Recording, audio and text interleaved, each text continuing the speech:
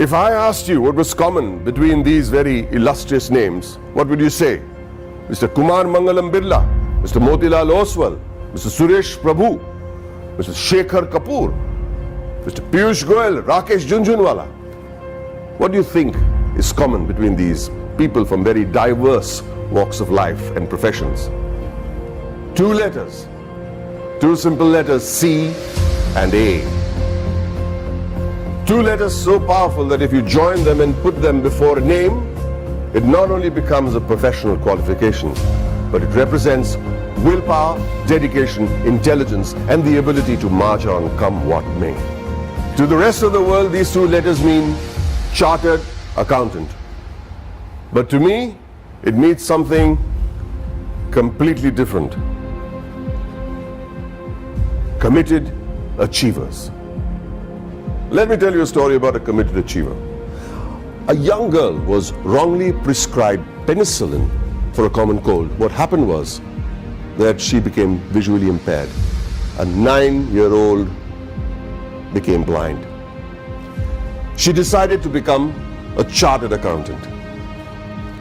Her name was Rajni Gopal. So what if she was visually impaired? The world may think of it as a handicap, but she did not. In another story, the daughter of a man who sold coffee outside Borivali railway station on a bicycle decides to learn English in the 7th standard. And she fails. Tries again, fails again. She goes on to become a chartered accountant. Did she ever think that language would be a barrier? She did not. Did she ever think that her financial status would be a barrier? She did not.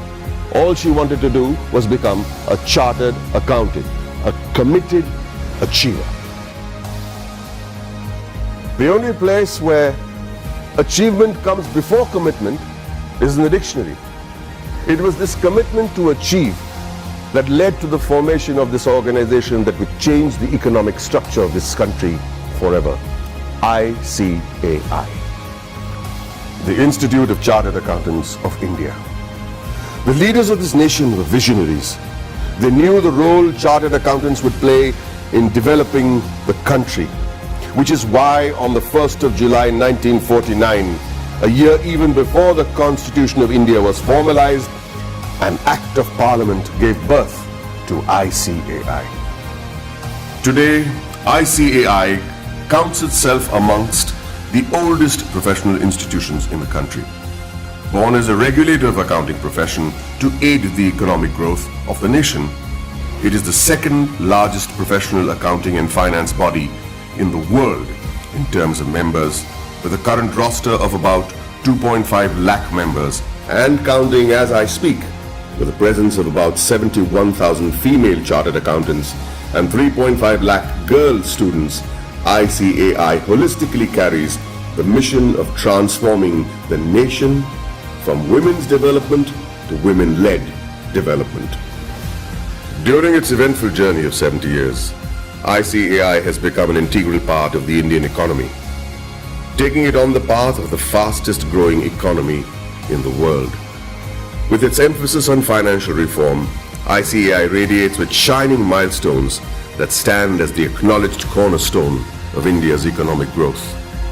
In the year 1956, chartered accountants were recruited for the first time in the commercial audit branch of CA and G.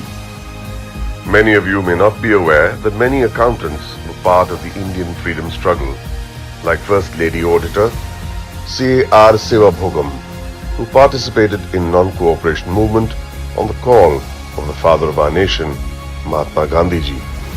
She was also imprisoned for a year. Recognizing ICAI's strong regulatory framework, the High Courts acknowledged Council's strict disciplinary mechanisms in 1961. In 1964, the Council of the ICAI submitted its pre-budget memorandum for the first time. The memorandum contained useful suggestions for reorientation of taxation policies and procedures to the Finance Ministry. The process was so helpful that it is being practiced ever since. In the 70s, the ICAI started rendering free advisory services to SMEs and small taxpayers on maintenance of accounts, tax paying, and other financial matters. not only did it enhance the financial literacy of businessmen and citizens, more importantly, it started the industrial growth in the country. It also collaborated with the government to enlarge the scheme of scholarships. With all humility, I wish to mention that in the year 1972, ICAI members had provided pro bono professional services to the heirs of the Jawans and officers of the armed forces who sacrificed their lives in the war. Complete exemption from tuition and registration fee of the institute was also granted to the children of Amar Jawans and officers. The 80s saw widespread gloom in India's macroeconomic performance due to the prevailing conditions in the country. However, during the period between 1980 and 1990, the economy began to improve and growth rate accelerated. The government appointed CA members on various committees like boards of public sector undertakings and nationalized banks. The government also appointed ICAI as an expert and independent advisor on company law, fiscal and various other committees. The corporate sector, the public sector corporations, cooperative societies and public trusts were brought under the accounting discipline by legislation. In the 90s, sales tax audit was introduced in many states, which was a direct result of ICAI's efforts to showcase the role played by the CA community. ICAI developed a research center in the form of a non-profit company to be named as Accounting Research Foundation. It was during this time that the government recognized the ICAI as the sole recommendatory body for setting accounting standards in the country. 2000 and onwards marked the period when many MRA MOUs had been signed with many international bodies such as ICAEW, CPA Australia, Ireland, CICA, etc. ICAI was granted recognition by IGNU as a research center for the benefit of its members and employees to pursue doctoral research from IGNU. ICAI CA was launched as an electronic service for members and students of ICAI to provide prompt services against their queries, complaints and grievances. In 2007, ICAI decided to recognize the CA leaders in industries, which gave birth to a glittering awards function. In 2009, ICAI was awarded the Recognition of Excellence Award by the then President of India, Srimati Pratibha Patil. In the year 2014, the Honorable Prime Minister of India, Sri Narendra Modi, nominated ICAI for the Swachh Bharat Abhiyan. Under the banner of Swachh Bharat Abhiyan, Swachh Vidyalaya Abhiyan was launched in the year 2015 to provide separate toilets for boys and girls in all government schools throughout the country. ICAI undertook a pilot study for the Indian Railways. The in-depth cost analysis helped in streamlining the running of the railways. Considering the importance of the legislation, namely black money, and the imposition of Tax Act 2015, CBDT decided to go all out and conduct workshops with ICAI to clarify any doubt the assessees may have had. ICAI was chosen as the preferred institution to partner with the Government of India to create awareness and maximize the potential of the Income Declaration Scheme 2016. ICAI, jointly with the Ministry of Finance and the Ministry of Commerce and Industry, organized events at more than 470 locations across the country. It was attended by more than 42,000 citizens, including chartered accountants, company secretaries, advocates, and members from trade and industry. ICAI's contribution to the scheme was acknowledged by Shri Arun Jaitley, Honorable Minister of Finance and Corporate Affairs.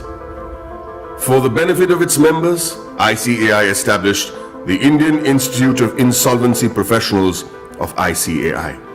ICAI extended its technical and infrastructural support towards the accounting reforms of various government offices. This meant moving from cash to accrual system of accounting after assessing the tremendous positive impact on national financial reporting. It was also an important year for the Indian economy, with GST being touted as the game changer, leading to one nation, one tax. ICAI, as always, was there to partner the government towards effective and smooth implementation of GST throughout the nation. As a result, ICAI and CA members became a proud knowledge partner for GST success. For a clearer understanding of GST, ICAI carried out more than 3,000 programs benefiting more than 2.5 lakh participants. ICAI also established GST Sahayata desks all across the country to facilitate small businessmen, traders, shopkeepers, and the public at large. ICAI has created a milestone by launching various incubation centers. In line with the Prime Minister's vision to support startups, ICAI is providing massive platforms to help CAs start their businesses. Not many people know that there is an accountancy museum in India, or that the ICAI is the first accounting body in the world to start a digital accounting and insurance board, or that there are 3 forensic labs in India to monitor financial bungling and frauds. With this, the ICAI is keeping its eyes and vision firmly on the future. The ICAI has a very strict code of ethics. Its motto is taken from the Upanishads, Yayeshu Sapteshu Jagriti, which translates as the one that is awake in those that sleep. Here's to the guardians who stayed awake and protected us while the rest of us slept. I'd like to salute this institute for the work it has done in the past 7 decades and wish them the very best in the years to come.